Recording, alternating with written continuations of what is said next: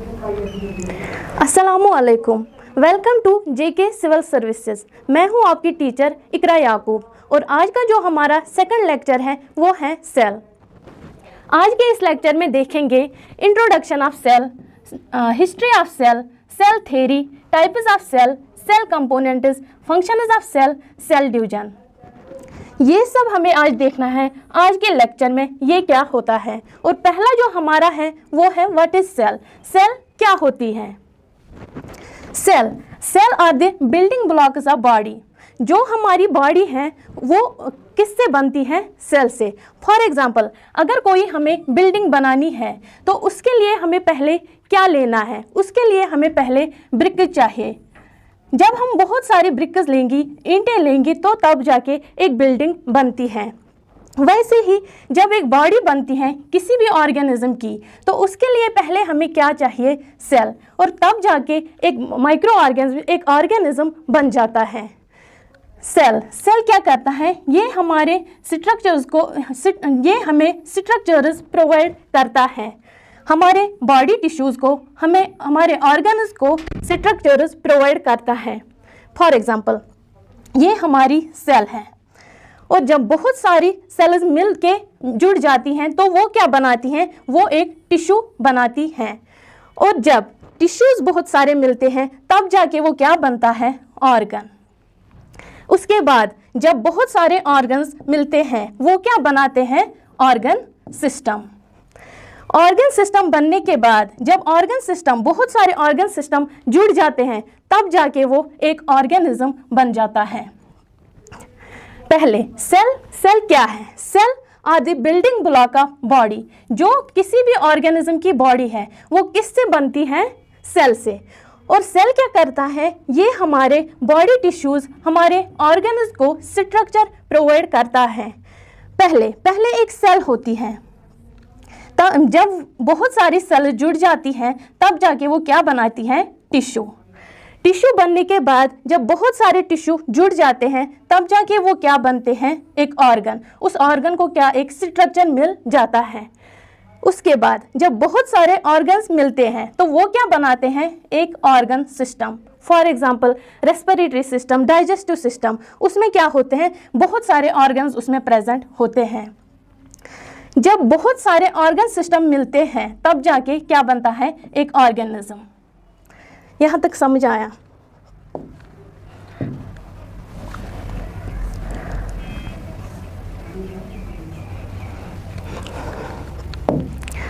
उसके बाद सेल का एक इम्पॉर्टेंट जो पॉइंट है जो हम हमेशा मिस करते हैं वो है सेल में क्या प्रेजेंट होता है? उसमें हेरिडिटी कोड प्रेजेंट होता है, जेनेटिक कोड प्रेजेंट होता है।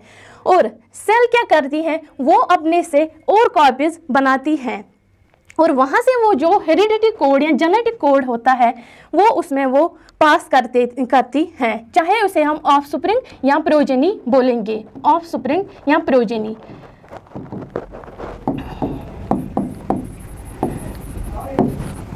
सेल्स में क्या होता है? एक हेरिडिटी कोड होता है, जेनेटिक कोड होता है, जो क्या करता है जब सेल डिवाइड होती है तो वो उसमें पास होता है। खुद में भी उस सेल में भी प्रेजेंट रहता है और ऑफस्प्रिंग वाली सेल या प्रोजेनी वाली सेल में भी वो पास होता है।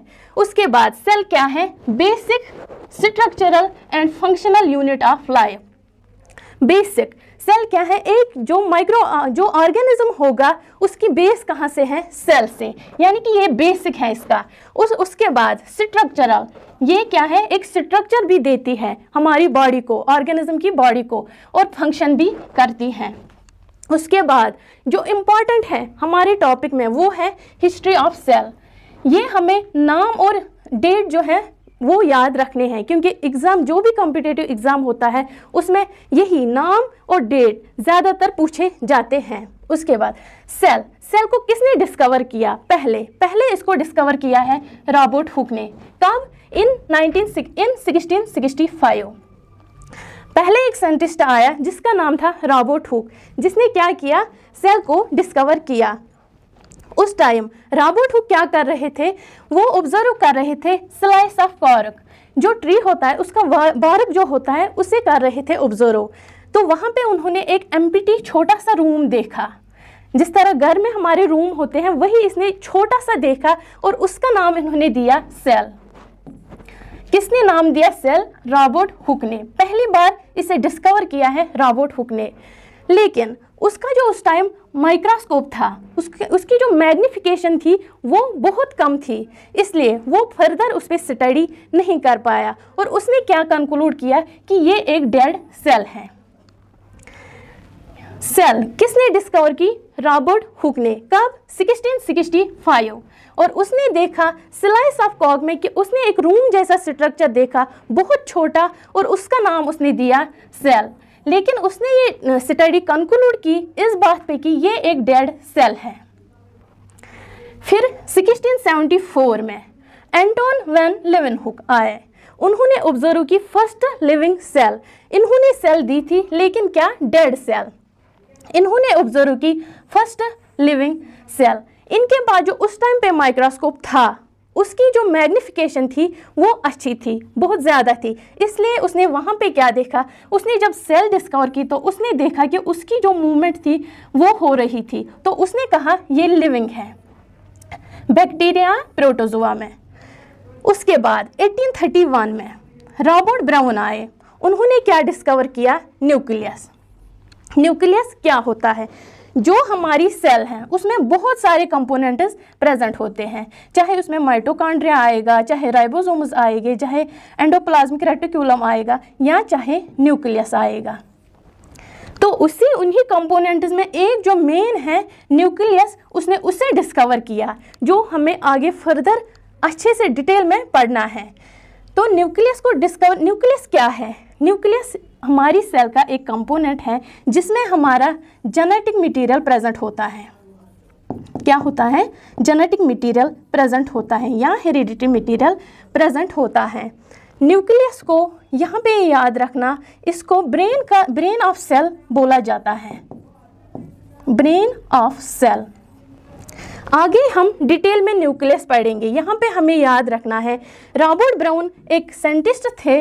उन्होंने क्या किया? 1831 में उन्होंने न्यूक्लियस डिस्कवर किया। न्यूक्लियस क्या है? ये एक कंपोनेंट है हमारी सेल का जिसमें क्या होता है? जेनेटिक मटेरियल या हेरिडिटी मटेरियल प्रेजेंट होता है। और न्यूक्लियस को क्या कहा जाता है? Brain of cell.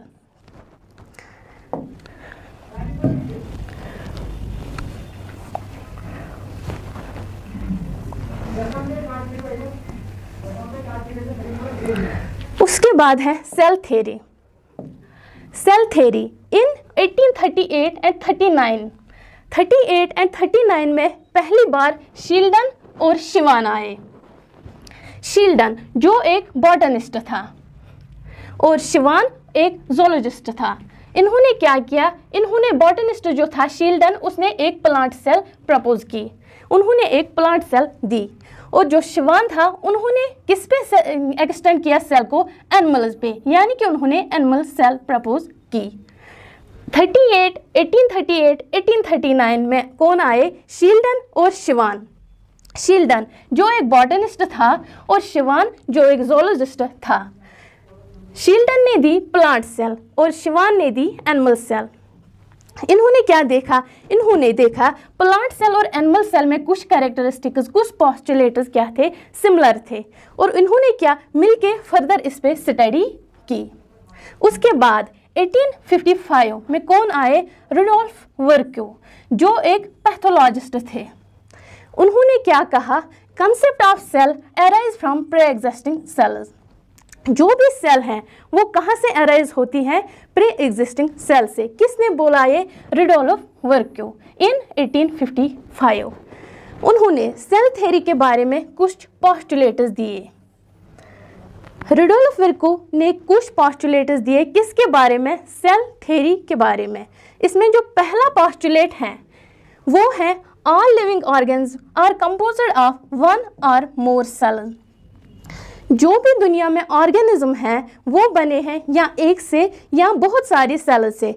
अगर एक सेल से कोई ऑर्गेनिज्म बना है तो उसे हम बोलते हैं यूनिसेल्युलर। और अगर किसी ऑर्गेनिज्म में मोर सेल्स, बहुत सारी सेल्स प्रेजेंट हैं, तो वहाँ पे हम उसे बोलेंगे मल्टी सेल्युलर। तो क्या था हमारा पहला पोस्टुलेट? वो था जो भी ऑर्गेनिज्म इस दुनिया में है, या तो वो यूनिसेलुलर होंगे या मल्टीसेलुलर होंगे, या उनमें एक सेल प्रेजेंट होगी या उनमें बहुत सारी सेल्स प्रेजेंट होगी। और इन्हीं सेल्स को क्या बोलते हैं? Building block of life. उसके बाद जो हमारा दूसरा पोस्टुलेट था वो था cell is the smallest unit of life. किसी भी लाइफ का, जो भी इस दुनिया में है, उसका जो स्मॉलेस्ट यूनिट है वो क्या है? Cell. Third all cells arise from pre existing cells. जो भी सेल्स हैं वो कहाँ से एग्जिस्ट करते हैं? प्री एग्जिस्टिंग सेल्स से। ये किसने दिया था? रोडोल्फ विर्को, जो एक लैटिन पैथोलॉजिस्ट था। उसने क्या टर्म दी इसके लिए? ओमनिसेल्यूला ई सेल्यूला। ये बहुत इंपॉर्टेंट है, ये कहीं पे भी पूछा जा सकता है तो ये किसने दी है? वहाँ पे आपको देखना है रोडोल्फ विर्को, जो एक लैटिन पैथोलॉजिस्ट था। उसने लैटिन टर्म दी ओमनिसेल्यूला ई सेल्यूला, जिसका मतलब है all cells arise from pre existing cells. जो भी सेल्स हैं वो कहाँ से एग्जिस्ट करती हैं? प्री एग्जिस्टिंग सेल्स से।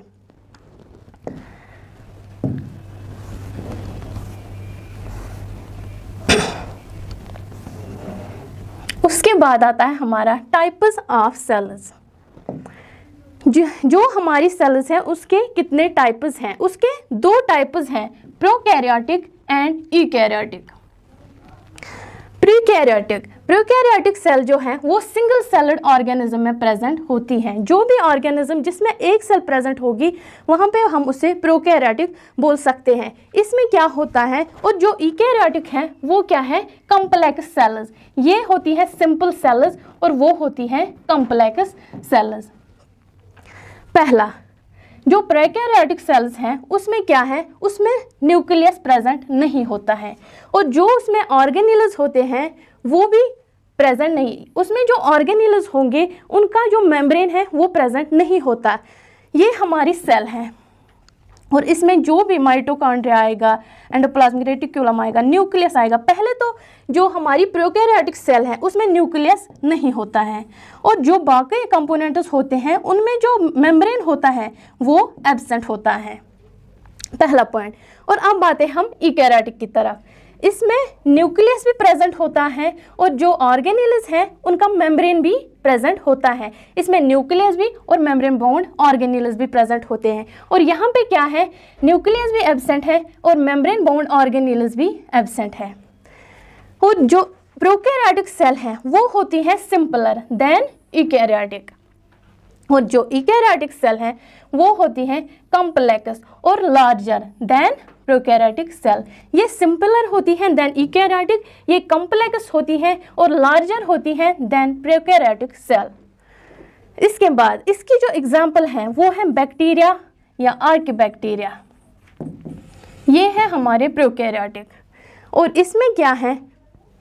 इसमें सिर्फ सिंगल सेलुलर ऑर्गेनिज्म आते हैं, लेकिन इसमें सिंगल सेलुलर भी आते हैं और मल्टी सेलुलर भी आते हैं। अगर हम सिंगल सेलुलर लेंगे तो वो वहाँ पे आती है हमारी एग्जाम्पल एमीबा, और अगर मल्टी सेलुलर लेंगे तो वहाँ पे प्लांट्स या हमारे एनिमल्स आएंगे। उसके बाद हमने बोला कि जो सेल्स हैं उसका जो जेनेटिक मटीरियल है वो किस में प्रेजेंट होता है? न्यूक्लियस में। लेकिन जब प्रोकैरियोटिक सेल में न्यूक्लियस एब्सेंट होगा तो इसमें जेनेटिक मटेरियल कहाँ पे होगा? क्या वो भी एब्सेंट होगा? नहीं, वहाँ पे एक रीजन है जिसे हम बोलते हैं डार्क रीजन, यानी कि न्यूक्लाइड। जो प्रोकैरियोटिक सेल है उसमें न्यूक्लियस के बदले क्या होता है? न्यूक्लाइड, जो एक डार्क रीजन है जहाँ पे जेनेटिक मटेरियल प्रेजेंट होता है। और वो किस में होता है? वो डायरेक्टली होता है साइटोप्लाज्म में। इसमें क्या था? यह हमारा न्यूक्लियस था, तो इसी में हमारा जेनेटिक मटेरियल था। लेकिन जो प्रोकैरियोटिक है इसमें पहले ही हमारा न्यूक्लियस एब्सेंट है, और जो इसमें जो साइटोप्लाज्म है, फ्लूइड है इसमें, और इसमें क्या होता है? एक न्यूक्लाइड प्रेजेंट होता है, और जेनेटिक मटेरियल जो हमारा है वो इसी न्यूक्लियर में प्रेजेंट होता है। और इसकी एग्जाम्पल जो है वो है इकोली।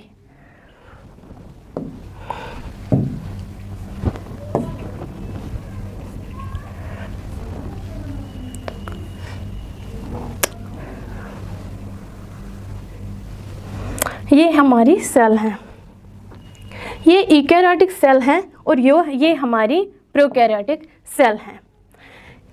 ये प्रोकैरियोटिक सेल, ये इसमें फ्लैजेला प्रेजेंट होता है जो हमारी यूकैरियोटिक सेल में प्रेजेंट नहीं होता, और दूसरा इसमें कैप्सूल प्रेजेंट होता है, यहाँ पे भी जो प्रेजेंट नहीं होता। इसमें तीसरा क्या है, पाइलस, जो हमारी यूकैरियोटिक सेल में प्रेजेंट नहीं होता है। ये सब सेल मेम्ब्रेन, लाइसोसोम, डीएनए, ये सब हमें इसके कंपोनेंट्स में आके पढ़ने हैं। और उसके बाद जो हमारा प्रोकैरियोटिक है, फ्लैजेलम, फ्लैजेलम किस लिए होता है, अगर मूवमेंट करनी है सेल को तो वहाँ पे इसे फ्लैजेलम की ज़रूरत पड़ती है। और जो कैप्सूल है वो सेल की प्रोटेक्शन के लिए है, जो हमारी प्रोकैरियोटिक सेल है उसकी प्रोटेक्शन के लिए क्या है, कैप्सूल। और पाइलस, पाइलस अगर इस सेल को कहीं पे किसी चीज़ के साथ अटैच होना है तो वहाँ पे क्या ज़रूरत पड़ता है, पाइलस। ये था यूकैरियोटिक सेल का स्ट्रक्चर, ये था प्रोकैरियोटिक सेल का स्ट्रक्चर, जो हमें आगे डिटेल में पढ़ना है।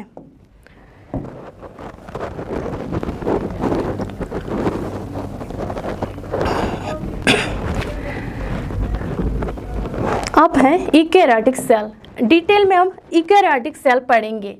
हमने क्या बोला, जो यूकैरियोटिक सेल है उसमें क्या प्रेजेंट होता है, न्यूक्लियस और मेम्ब्रेन बाउंड ऑर्गेनेल्स।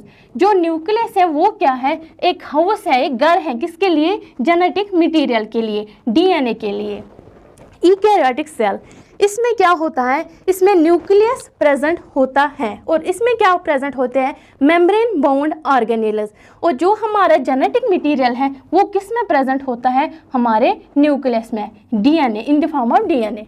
इसके बाद आता है सेल मेम्ब्रेन, जो हमारी सेल है इसका जो मेम्ब्रेन है बाहर से, उसे हम डिटेल में पढ़ेंगे। सेल मेम्ब्रेन, सेल मेम्ब्रेन क्या करता है, जो हमारी सेल है वो उसे सेपरेट करता है। अगर ये हमारी सेल है और ये इसका मेम्ब्रेन है तो ये इसे सेपरेट करता है from external environment. Cell membrane क्या करता है, ये एक सेल को सेपरेट करता है फ्रॉम एक्सटर्नल एनवायरनमेंट। और ये क्या करता है, control of passage of molecules. अगर कोई भी मॉलिक्यूल आएगा तो ये उसे रोकता है सेल के अंदर जाने से, चाहे फिर ये वहाँ पे सिलेक्टिवली बैरियर बनेगा या सेमी परमेबल जो भी होगा, लेकिन ये क्या करता है, कंट्रोल करता है किसी भी मॉलिक्यूल को सेल के अंदर जाने से और किसी भी कंपोनेंट को बाहर आने से। सेल मेम्ब्रेन ये करता है सेपरेट सेल को फ्रॉम एक्सटर्नल एनवायरनमेंट, और ये करता है कंट्रोल किसी भी मॉलिक्यूल को अंदर जाने से या बाहर आने से। इसके बाद जो इसका स्ट्रक्चर है, सेल मेम्ब्रेन का जो स्ट्रक्चर है वो क्या है, डबल लेयर्ड लिपिड स्ट्रक्चर। यहाँ पे वर्ड में ही हमें समझना है कि ये एक डबल लेयर है, डबल लेयर्ड लिपिड स्ट्रक्चर। इसमें जो डबल लेयर है वो किसका है, जो दो लेयर्स इसमें है वो हैं फॉस्फोलिपिड के। फॉस्फोलिपिड के दो लेयर हैं इसमें, और उसमें क्या है, उसमें जो प्रोटीन्स हैं वो उसमें एम्बेडेड है।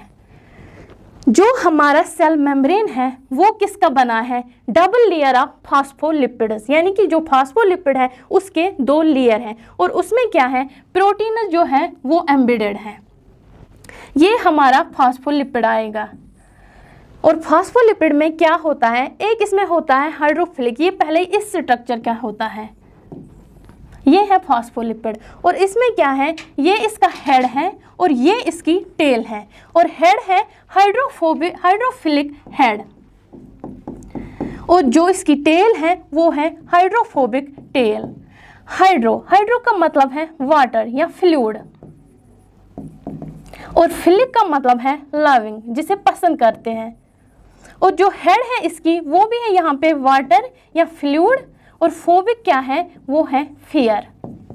यानी कि जो इसका हेड है वो क्या करता है, जो फ्लूइड है या वाटर है वो उसको पसंद करता है, लेकिन जो इसकी टेल है वो फ्लूइड को पसंद नहीं करती, यानी कि उसे उससे डर है। हाइड्रोफोबिक टेल है इसकी, और जो इसका हेड है वो है हाइड्रोफिलिक हेड। ये इसका स्ट्रक्चर है, ये हेड और ये इसकी टेल। उसके बाद इसके लिए एक मॉडल दिया गया है, ये इसके लिए एक मॉडल दिया गया है जिसका नाम है फ्लूइड मोज़ेक मॉडल, जो किसने दिया है? सिंगर एंड निकोलसन इन 1972। ये डेट्स आपको इम्पॉर्टेंट याद रखने हैं क्योंकि यही सब ऑब्जेक्टिव्स में आते हैं।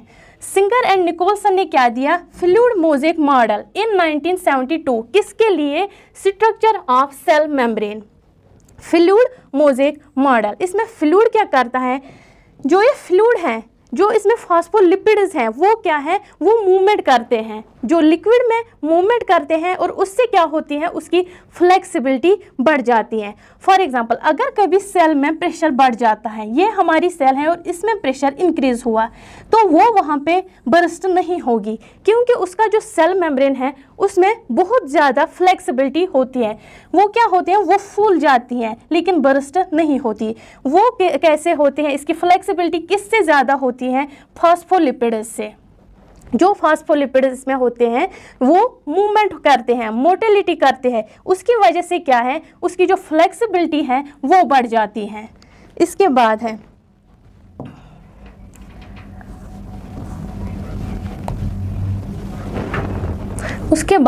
मोज़ेक। मोज़ेक क्या बताता है?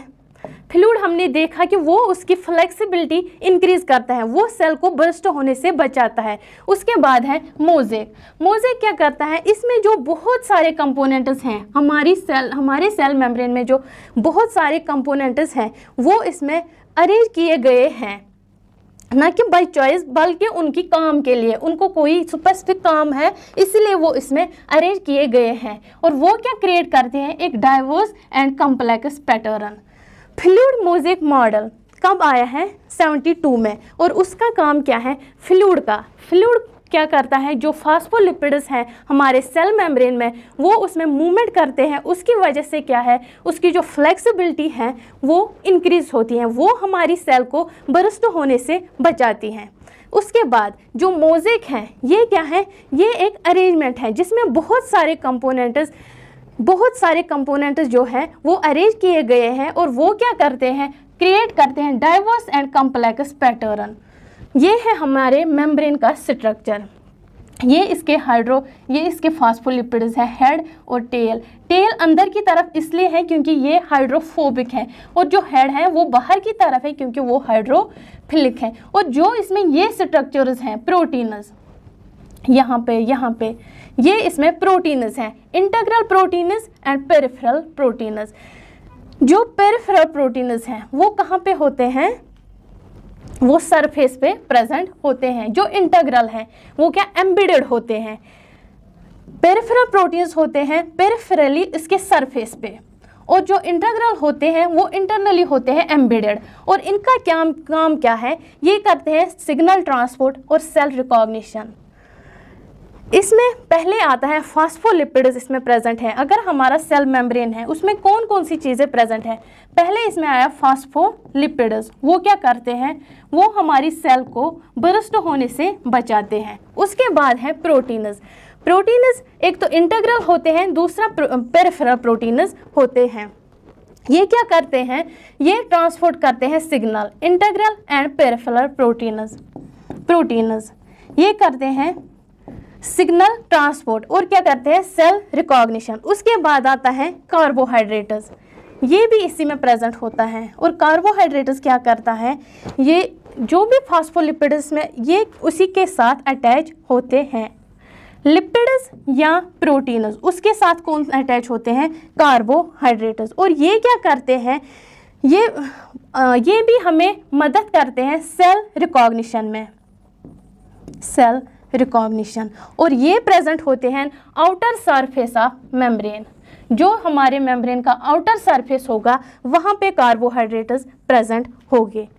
उसके बाद क्या है? कोलेस्ट्रॉल। कोलेस्ट्रॉल सिर्फ प्रेजेंट होता है एनिमल सेल मेम्ब्रेन में, एनिमल सेल मेम्ब्रेन में। यहाँ पे मैं फिर से ये खोलूँगी।